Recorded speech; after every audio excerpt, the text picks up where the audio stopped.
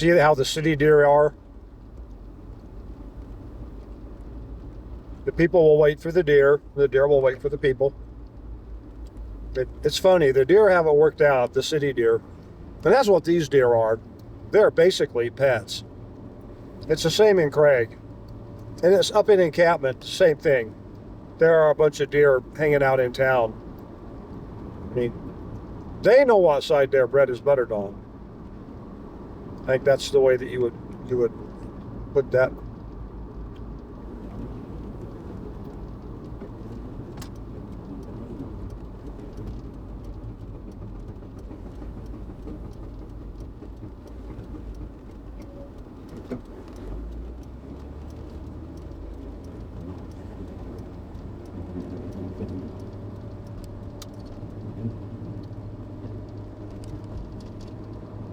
I've never been to the Carbon County Visitor Center.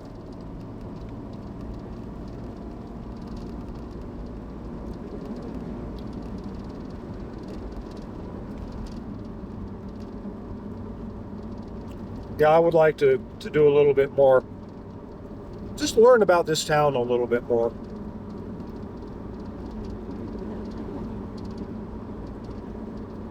Is the sun going to wash us out? We're kind of getting into that kind of a thing.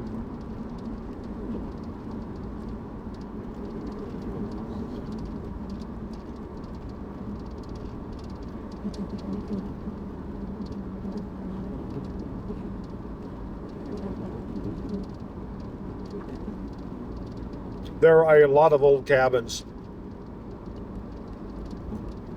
here in Encampment. Some really neat old houses up here too. Kind of poked around on, some of the back streets. There are not many back streets, but there are a few.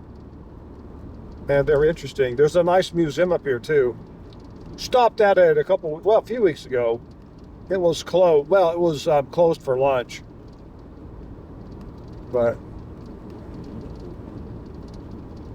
I'm not going to stop today.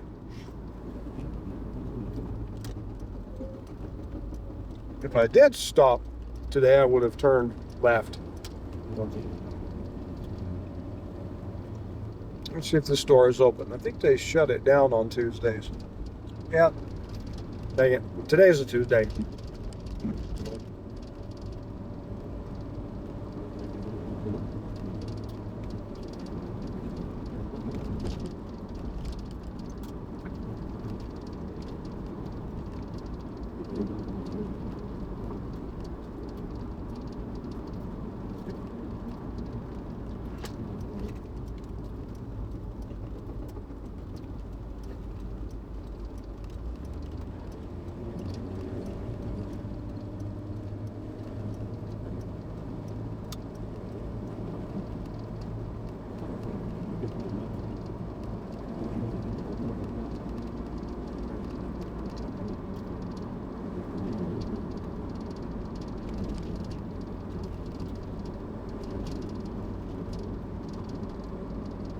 Alrighty.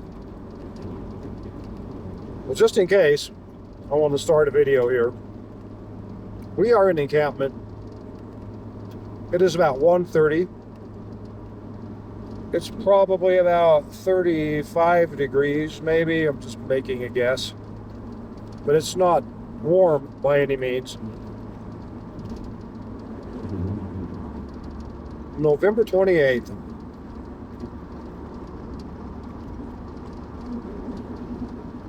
Very pretty canyon over there. I'd like to just go see. Over there means over to my left. Over to our left.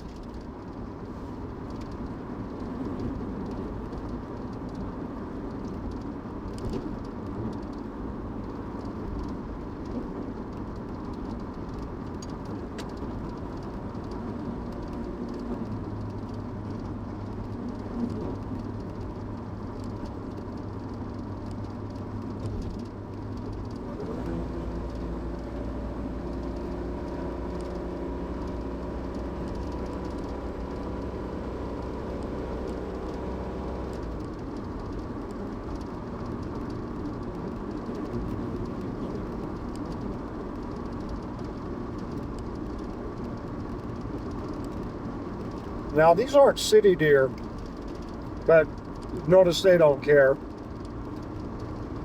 They are, you know, they spend their life, probably, they could be city deer.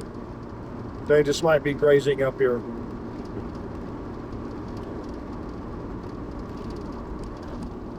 City deer, yeah, there was a buck hanging out back there. You might have seen him, maybe not.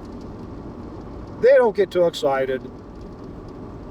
They typically don't get shot at. I mean, they're city deer.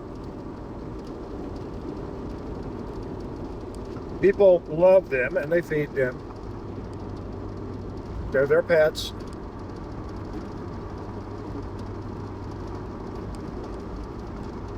And I do believe that they're a nice addition to a town.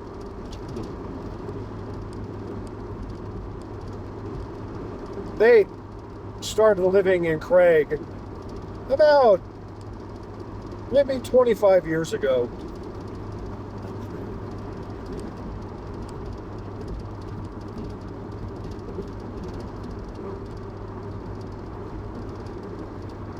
And there was an awkward phase where the deer didn't really have a good idea of how to handle the traffic, and the people didn't really have a good idea of how to handle the deer.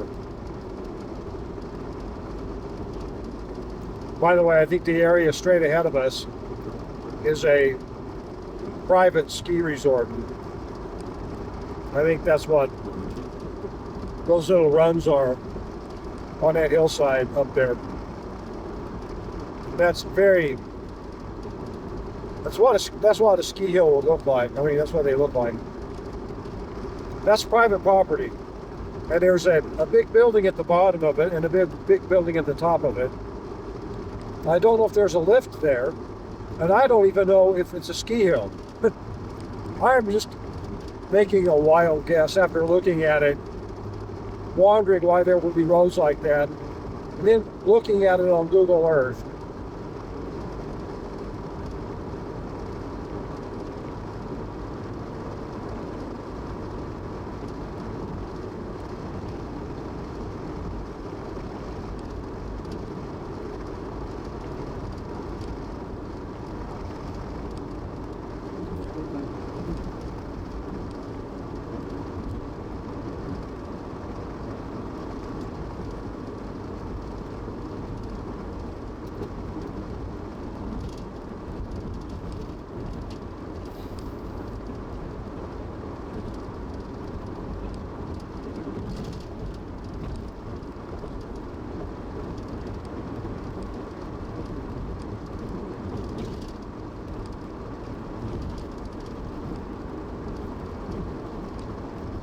I expect this road's going to get wet up here, and then eventually get slushy or icy.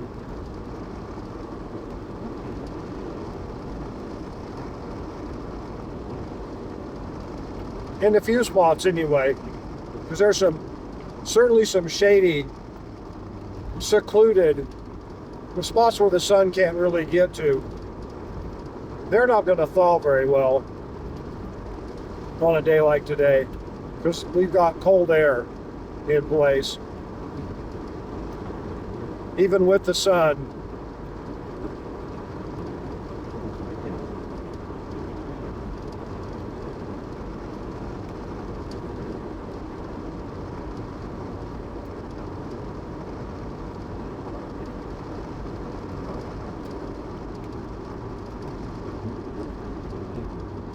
they're doing some stuff down there too. That smoke is coming from the base of that hill.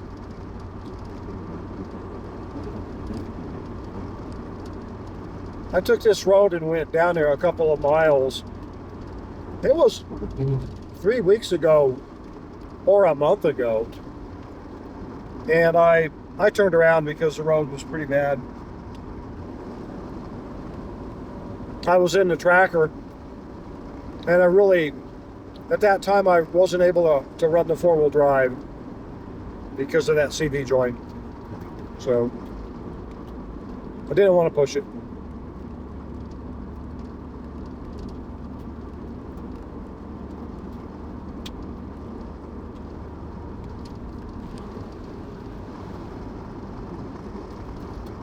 Oh, good.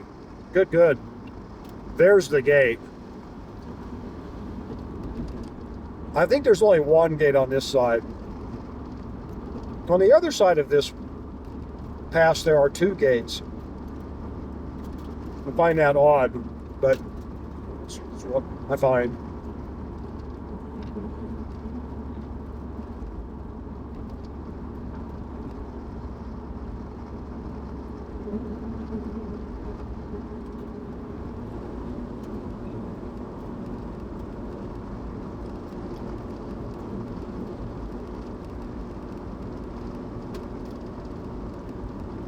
You still have about 1,000 feet in elevation to go. We're right under 9,000 feet right now. But the road is melting off pretty good. We do have storm coming in over the weekend. I'm going to assume that that's going to shut this down. But it may not. I'll be watching very closely.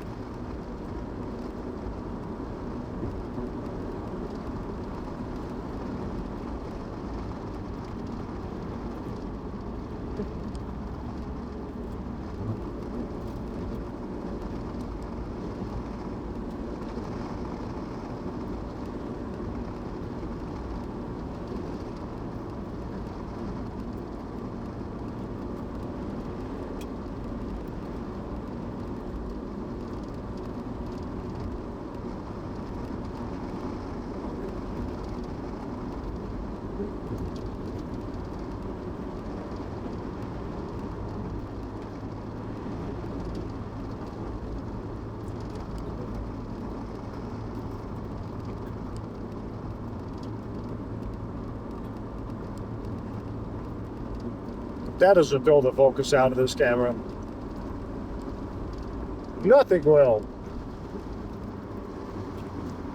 Well, it does seem like that's the case, so it seems like nothing creates it.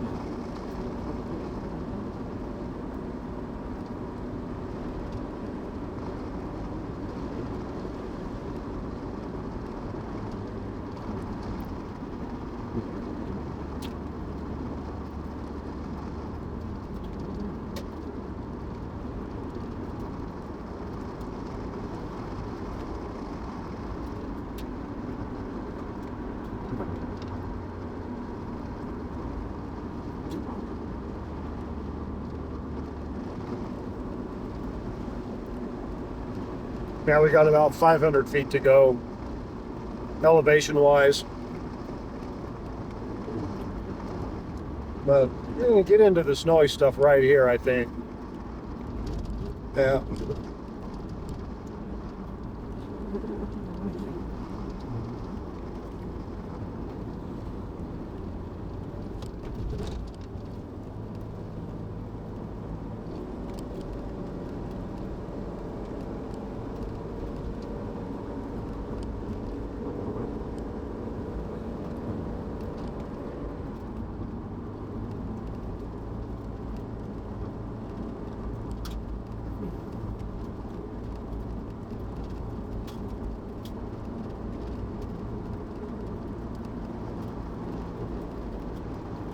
So I'll keep it in four-wheel drive. Just put it in. I'll keep it there for, I don't know, maybe 10 or 15 minutes.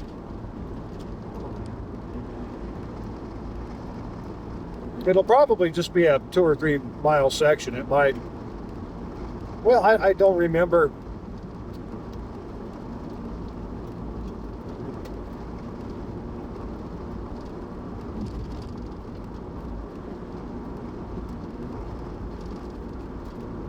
It's not bad, but we're about at the top. A couple hundred more feet.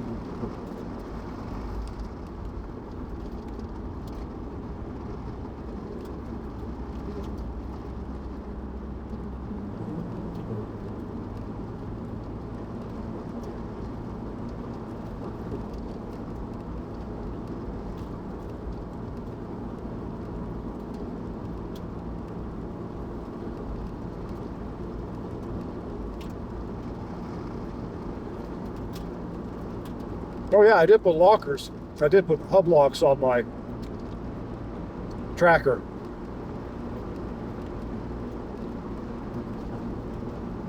In the last couple of weeks. I think that'll help mileage when I'm traveling.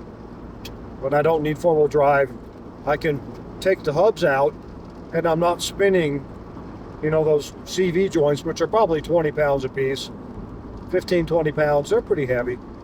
And they're also spinning oil in the differential. I mean, there's just no reason for that. So here we are at the summit.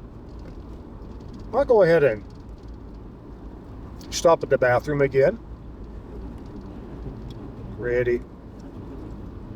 There's a lot of low clouds in the valley still. Interesting.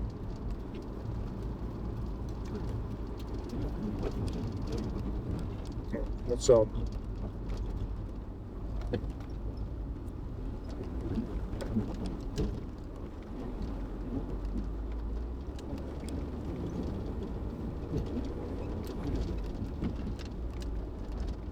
there we go. There's a snowy range up across the valley.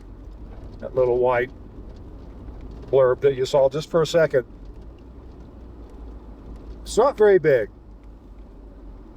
And here's where I parked this morning. And those are my footprints. And I'm going to go do it again. I'll be right back.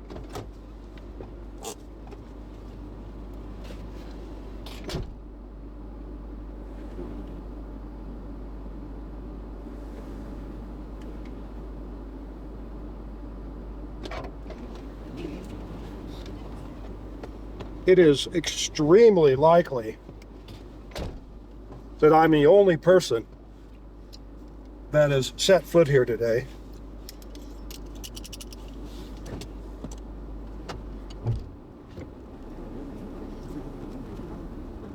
I could probably replace my U-joints in my front, my four-wheel drive. Yeah, I could do that. Not this minute, but soon. Set up the old town of Battle.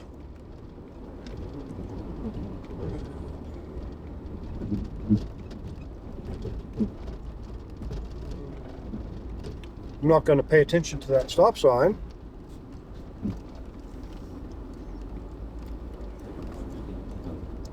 It's not one of the things you want to do. Stop in squishy, potentially wet, thick, deep snow.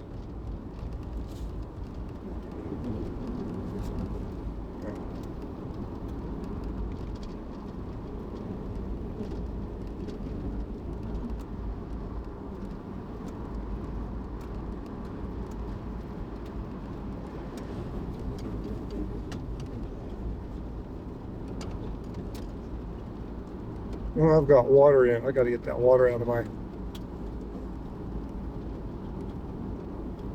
I'm spraying my back window.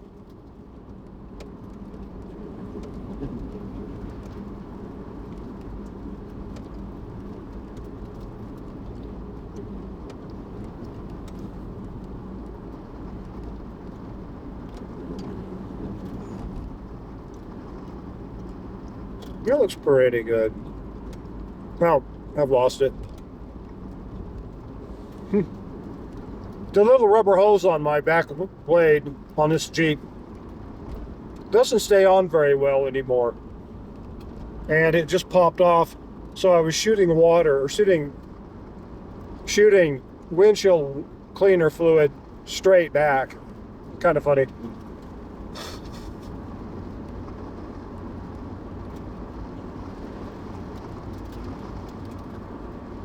It held on pretty good. It was enough to clean the window.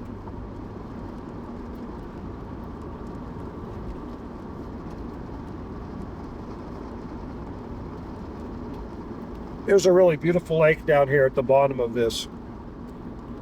But it's private. Private land. Lucky bastards who own that.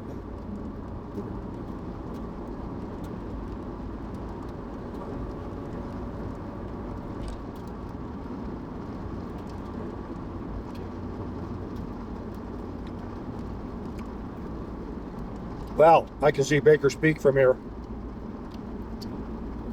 There's a pointy symmetrical peak on the horizon. You could have seen it a minute or two before I mentioned it.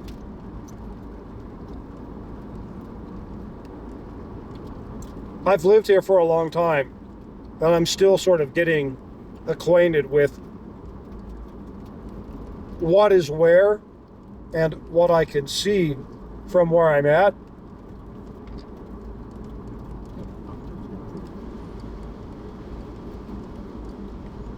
Now that little hill right there, the little lump right there on the side of the road is an interesting old mine. Some beautiful rocks come from there, really interesting, very iridescent, silverish looking rocks. Iridescent, it's not the exact right description. They're all one color, but they have that sheen that an iridescent rock would have, but they're one color. You know, where an iridescent rock would have really cool, interesting purples and blues and, you know, whatever. It would be splitting the spectrum, the light spectrum a little bit. Yeah, these rocks don't do that, but they have that iridescent look to them. It's a really, like a real three-dimensional look to them. I found one really tiny one, a little chip of one, a couple months ago, and I stopped like a month later and found a whole bunch of them. I didn't realize that there were that many of them in the area. They're not gemstones. They're just very pretty rocks. Oh yeah, and that's Table Mountain in front of us too. Or no, Battle Mountain. Oh yeah, that was a good view. Battle Mountain was in front. Uh-oh, I forgot the name of that mountain again. Huh? I did that last time I was up here. I just said it too.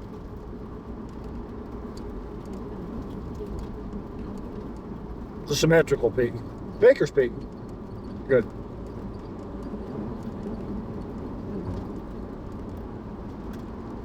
So, now, Baker's Peak, straight ahead of us up on the horizon. Can't see Battle Mountain. Well, actually, that could have been wrong about that.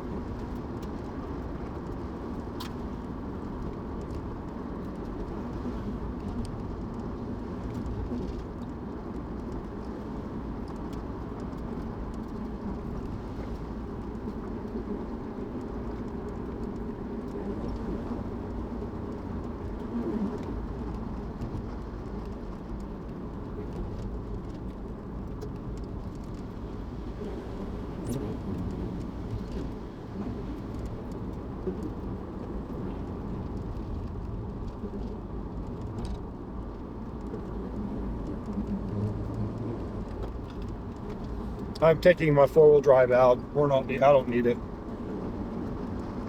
I just need to keep my speed down here. We're going to be good.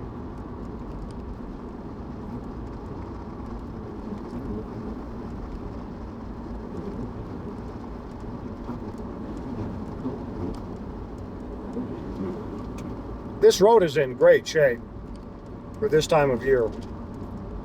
They've been plowing and sanding it. So, and they've got some snow here, but not huge amounts.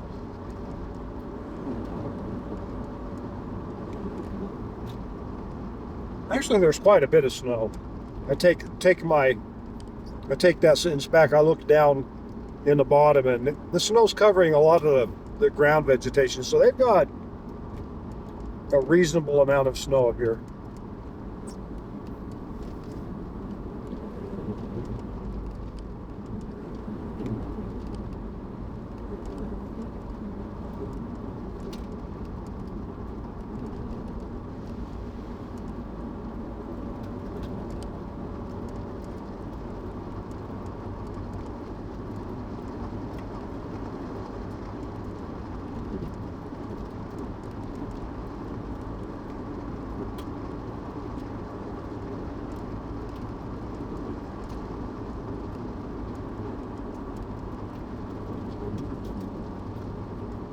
I really don't think there are any hunters up here.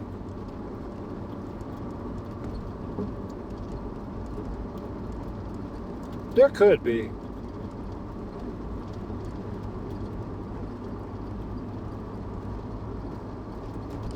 The last time I drove through here, there were several hunters up here earlier this year.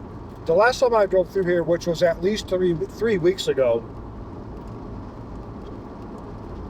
most of the hunters had already gone. There were still a couple hunters and I think one camp. But coming up here this morning, I did not see any hunters or any camps, any campsites that were occupied. It's a popular place to hunt. There's probably some pretty big creatures up in these hills.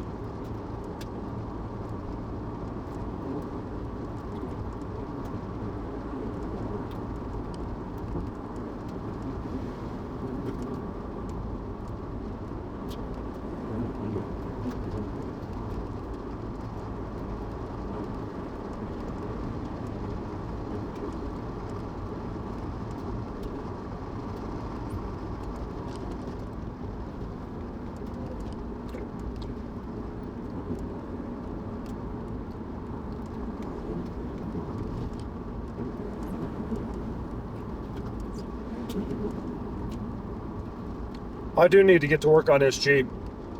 I need to rebuild the front end. I need to do all the tie rod ends. I need to do all of the ball joints, upper and lower ball joints.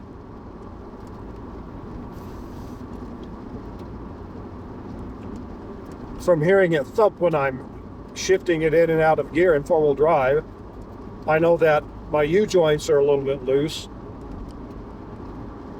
So I need to get that fixed, straightened up. I have got an engine that I bought for that Samurai. I have it on an engine stand down in the bottom of my house, in my utility room. It's a 1.9 turbo diesel. If you want to buy it from me, if you have $2,500, you can come pick it up. I'll sell it to you. However, I would rather, I'm thinking about putting that engine in this car.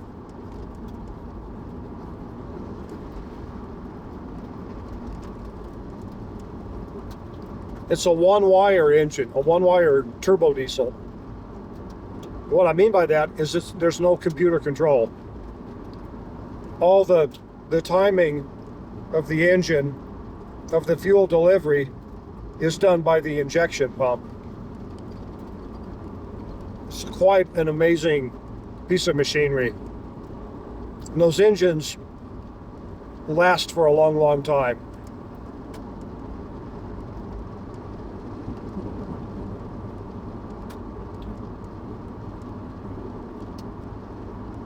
They are interference engines. I don't like that. But they last for, hundreds of thousands of miles.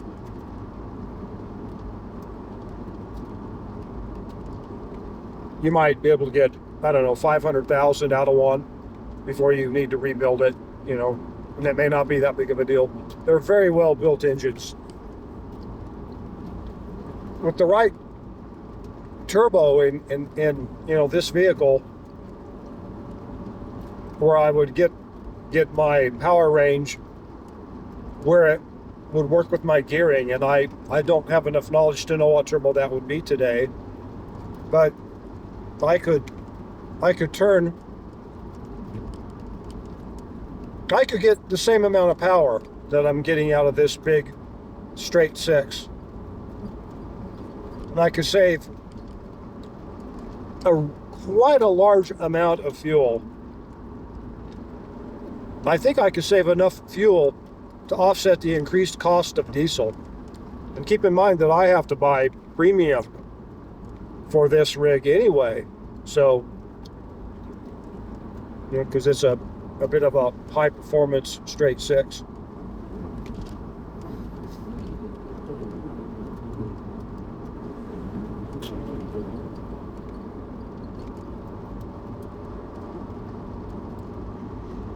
So I'm thinking about doing that.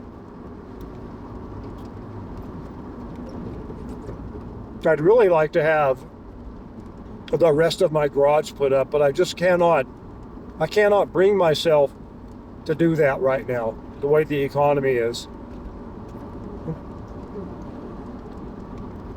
And the way this little job is going. I mean, when this job ends, and it's going to end soon, I'll have this job, if nothing else, it made my house payment.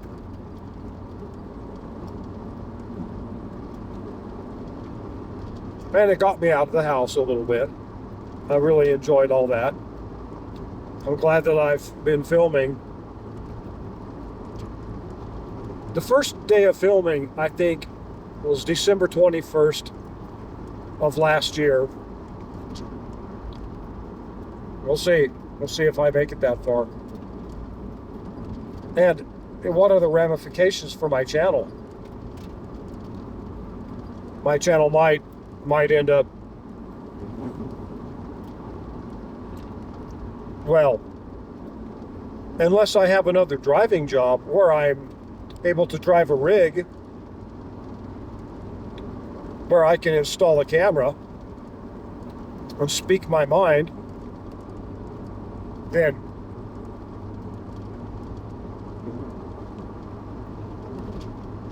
this might be it. So it might be that I've got a year's worth of videos of northern Colorado and a little bit in Wyoming. And actually, I got a lot of central and some southern Colorado too. So that's really nice. But that might be it.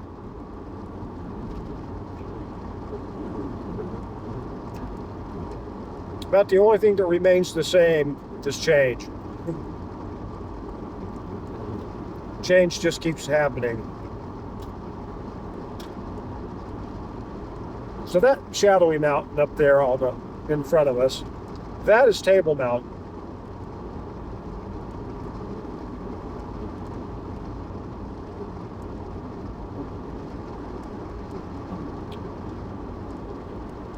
It's right in our way. It was right in the Roadmaker's way. So that road goes around the north side of that mountain and curves all the way around it to the southwest side of it. You go right around the flank of that mountain here pretty shortly. And I'm wondering if we should swing. Yeah, I'll do that. I'll swing back over at the scenic area, because I think this is probably it for the year. It's a safe bet that we're done for the year up here. And I mean, the way things are going, maybe even if this is open next week, I might not have a job up here. So, and here's the other gate right here. But there's another gate. See, there's a road that will take us into Rawlins, Deep Creek Road. It's a dirt road, but it's not a bad road. I don't know if it's maintained. I would assume it is. Well, maybe not. Although, this next gate, if this next gate is closed, there would be no point in maintaining that road unless there are people that are living on that road, and I don't think there are. I don't recall seeing any ranches up that way. That doesn't mean there aren't. I just don't remember whether there are or not.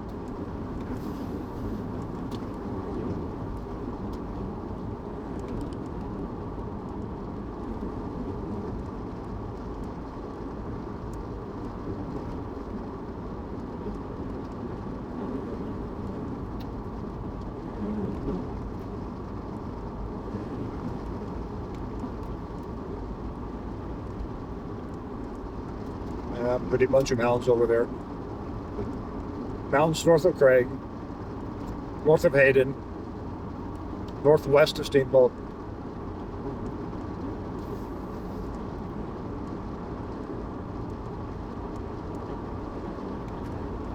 Yeah, we'll do the overpass again, or the overlook, the overpass, the overlook again today.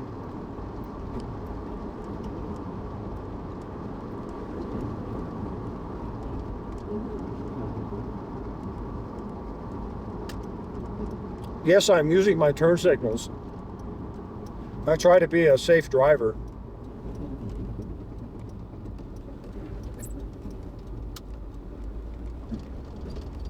For who, you may ask?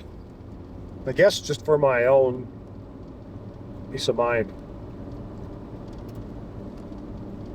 Look at that. That's a moose, guys. Do you see him?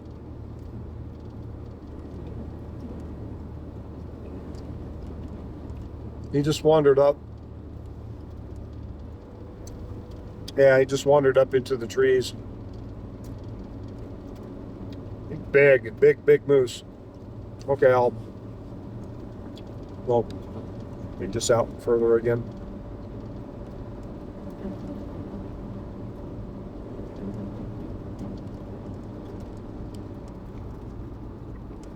What I'd like to do. Yeah, there we go. Okay. That mountain is the north side of Black Mountain. We are looking southeast. I'm going to back up and push that a little bit further. How far can I go? Pretty far. Now, if I back up a little bit and swing it around, there we go, a little bit further. There we go. Now that's Bears Ears. Now you can see Bears Ears and Black Mountain from Craig and Hayden, and you know, all around. What's interesting is that this is the north side of what we see, and it looks basically the same from the north or the south side.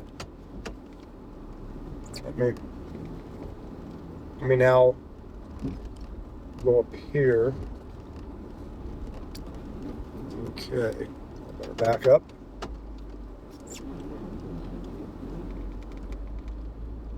Oh yeah, I'm not in four-wheel drive. I better remember that. Anyway, back up just a little bit. Yeah, it's about as close as I can get. The mountain, a little bit, not in the center, but a little bit to the right of center. That's Hans Peak, north of Steamboat. That's just north of Steamboat Lake. So, back up a little bit further. Then the rest of these mountains that you see, I don't think yeah, I'll back up a little bit. I'll back up all the way now. The rest of those mountains are the circles. We're looking at them from the northwest. And then the Sierra Madre range that we're now looking at.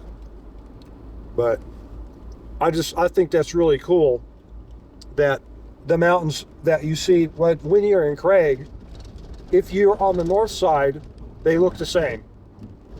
I mean, that's kind of unusual, because they're not really standalone mountains, but in a way they are. You know, the higher peaks stand above the rest of everything else.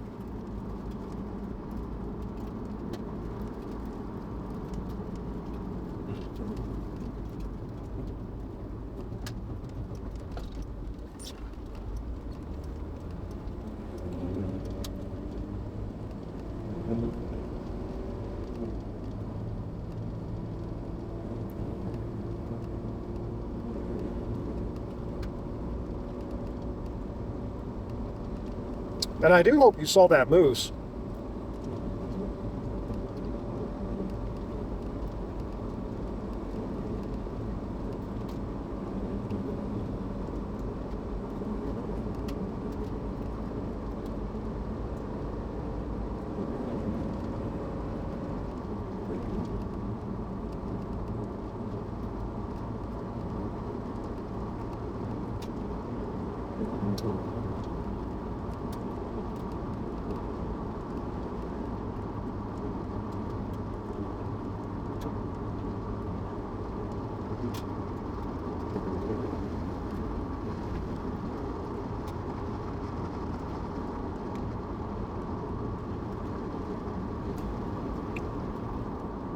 Must have gotten a little bit more snow over on this side. We're about 8,500 feet. So we're 1,500 feet lower than we were at the summit. But yet there's quite a bit of snow has fallen through here. Now, we got a lot of snow in Craig over the weekend. I think we had 8 inches out of our little storm. Which is usually a little bit more than we get.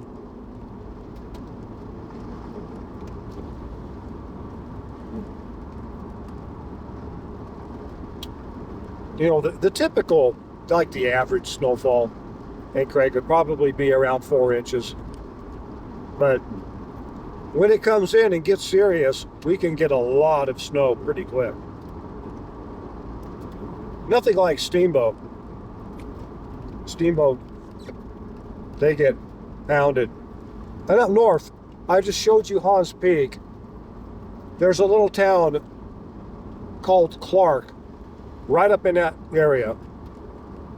And that town last year it's a village, really, I guess you could call it that. Maybe even a subdivision at this point. They got pummeled with snow.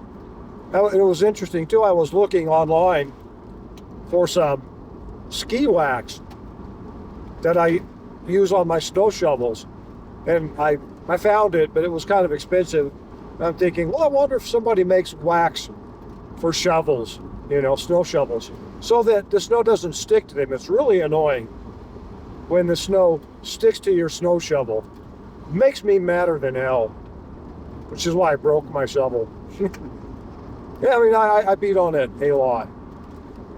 You know, I'd be irritated by it. I guess madder than hell is probably an overstatement. And so, wouldn't you know, I found some people that were selling that. And I thought, that's interesting. And so I got on the website and looked, and they're actually from Clark, in that area that we were just looking at, north of Hans Peak. And they were talking about last winter, about how rough it was. And so it was very cool. They had a nice story. I didn't buy any of their shovel wax, but I don't know that I won't. Actually, I was going to look in Steamboat because Clark is north of Steamboat. Clark's in Routt County. I thought maybe I could find some downtown in Steamboat.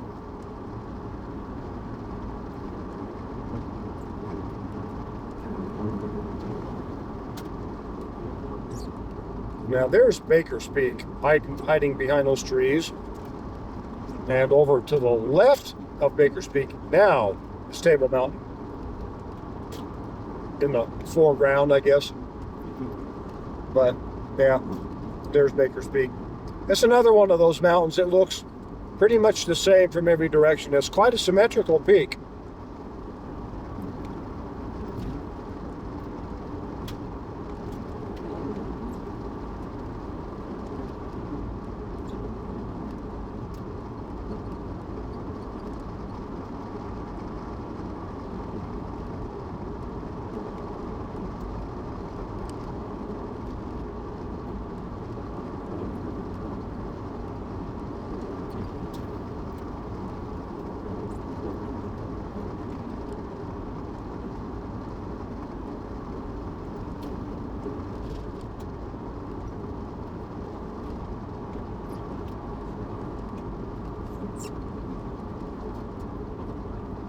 And here's the other gate. I don't get this gate. I'm not understanding this one.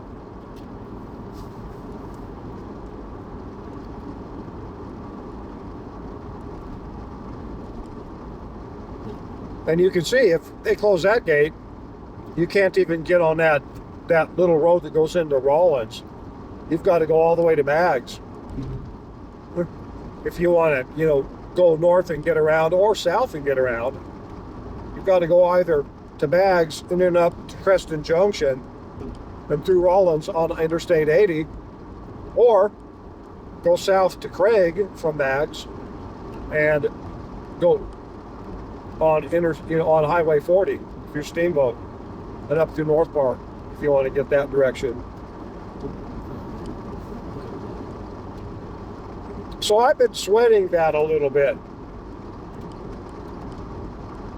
because I certainly did not want to come up to a closed gate.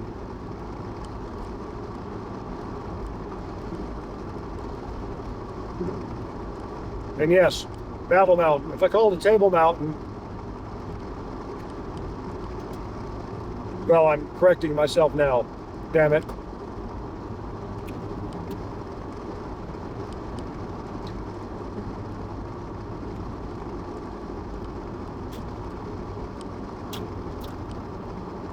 And this is also a nice place to look down into Routt County. You can see Haunts Peak again. Or I can see, I think, Sand Mountain. That might be it. I used to know those mountains pretty well. I wandered around up in there quite a bit.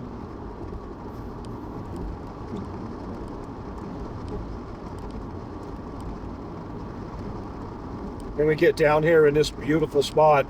Well, in the fall, this is the most beautiful spot for trees and bushes, brush, whatever, right here. The hills that are in front of us. And just in this one little tiny area. It's amazing looking up here.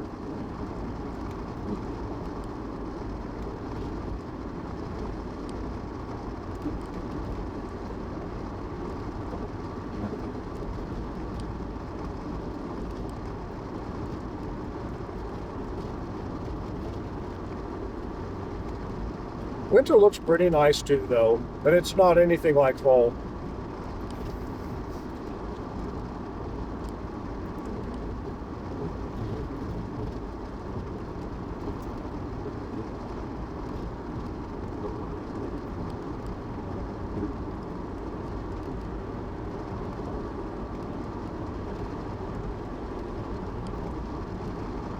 I never really knew that Baker's Peak was such a dominant mountain around here until I started doing this route. I'd always go by the west of it and just see it as just another little hill, but it's actually quite a mountain. I'm impressed with it. more impressed than I was. And it's not far from Craig. People have cabins up there. There are quite a few people. You know, the muckety-muck, uppity people in Craig that need a vacation cabin like 20 miles north of town. That sounds ridiculous. However, in their defense, getting up into the mountains, getting out of the valley, it's a whole different experience and a whole different feeling in the mountains. The air is better. Everything is nicer, typically.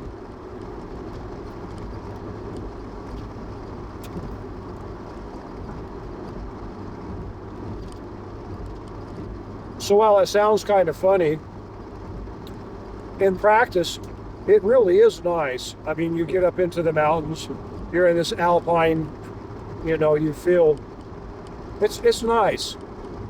It feels like a vacation, ought to feel, even though you're not very far from town.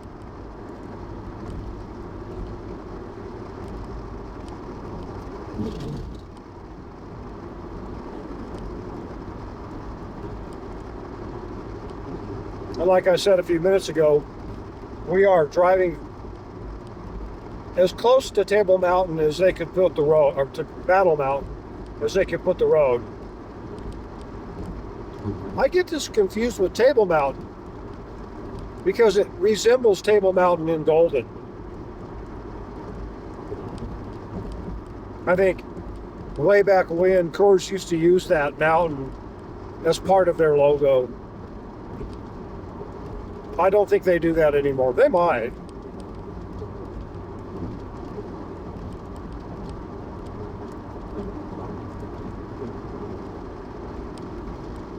Like everything else,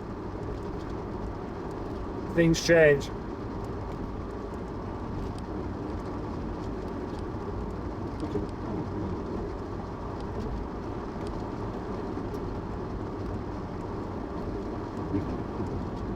I have a cousin who works for Coors. He does, I think, an incredibly cool job. He is a kiln operator, was it a boiler? No, I think it's a kiln. I think a kiln operator.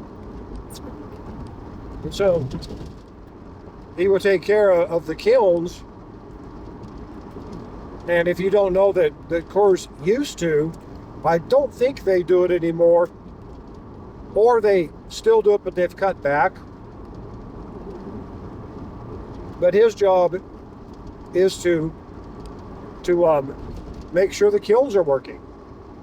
And I don't really know what that entails, but I assume he's got to know HVAC type of technology. And you know, working with a really high temperature furnace, you know, which is a kiln. But Coors has made a lot of really interesting technical porcelain, labware, all kinds of stuff. I have two mortar and pestle sets that are made by Coors. I might have three.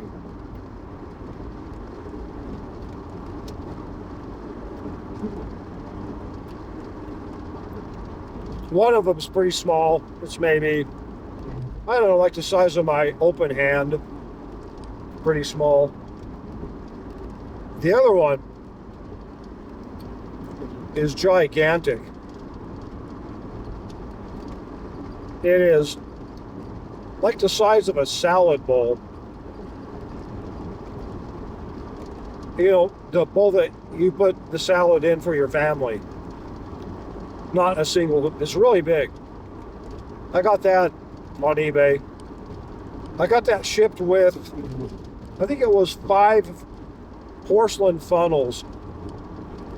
The guy that sold it to me sold all this stuff to me for less than $100.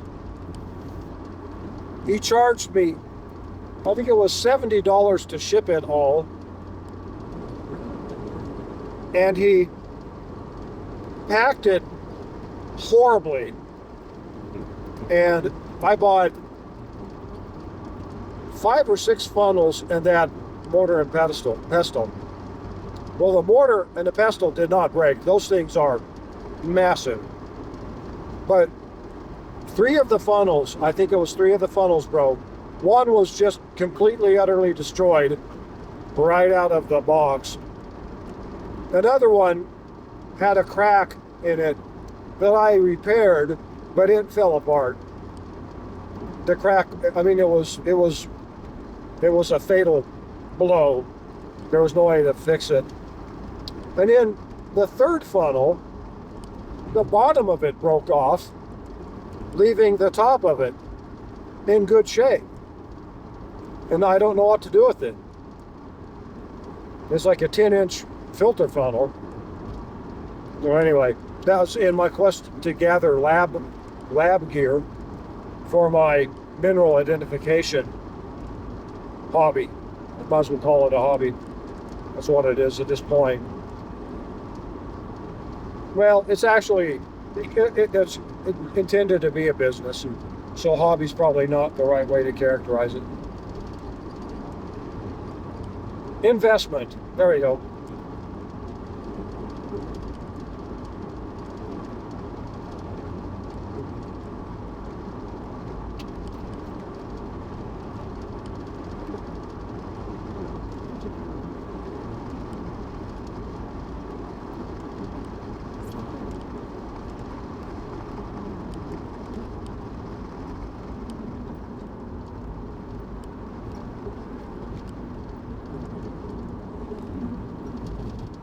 You're getting ready to get back into Colorado.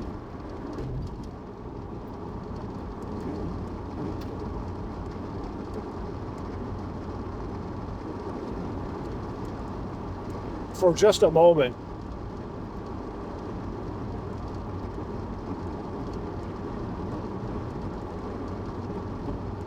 Yeah, Baker Peak is a pretty big mountain. We'll be looking at it again. If the camera allows, to focus. There it is again. It's a pretty damn big mountain. I think it's around 11,000 feet. 10,000 something, I think. I'm going to have to check that on Google Earth. But it's impressive.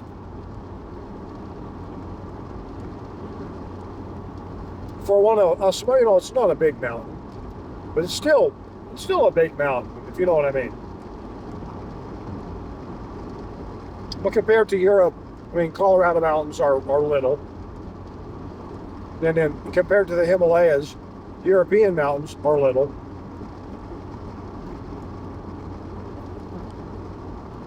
And then I think that the biggest South American mountains and the Himalayan mountains are